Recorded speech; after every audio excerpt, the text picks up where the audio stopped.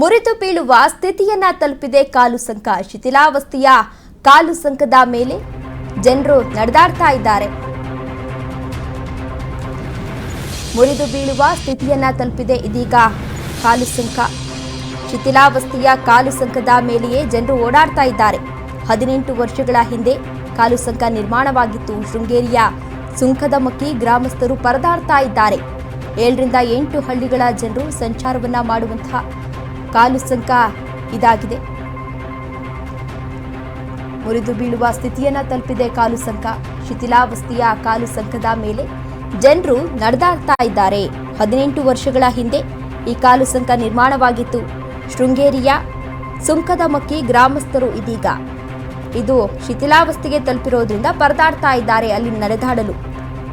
7 ರಿಂದ 8 ಹಳ್ಳಿಗಳ ಜನರು ಇಲ್ಲೇ ಸಂಚಾರವನ್ನ ಮಾಡ್ತಾರೆ. ಆದಷ್ಟು ಬೇಗ ಅದಕ್ಕೆ ಏನಾದರೂ ಒಂದು ಪರಿಹಾರವನ್ನ ನೀಡಿ ಎಂದು ಗ್ರಾಮಸ್ಥರು ಇದೀಗ ಒತ್ತಾಯವನ್ನ ಕೂಡ ಮಾಡ್ತಾ ಇದ್ದಾರೆ.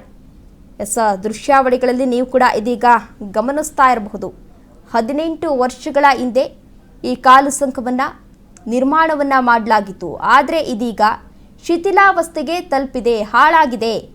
ಆದಷ್ಟು ಬೇಗ ಇದನ್ನ ಸರಿಪಡಿಸಬೇಕೆಂದು ಅಲ್ಲಿನ ಗ್ರಾಮಸ್ಥರು ಇದೀಗ ಒತ್ತಾಯವನ್ನ ಮಾಡ್ತಾ ಇದ್ದಾರೆ. ಇದೇ ಸೇತುವೆ ಮೇಲೆ 7 ರಿಂದ 8 ಹಳ್ಳಿಗಳ ಜನರು ಸಂಚಾರವನ್ನ ಕೂಡ ಮಾಡ್ತಾ ಇದ್ದಾರೆ.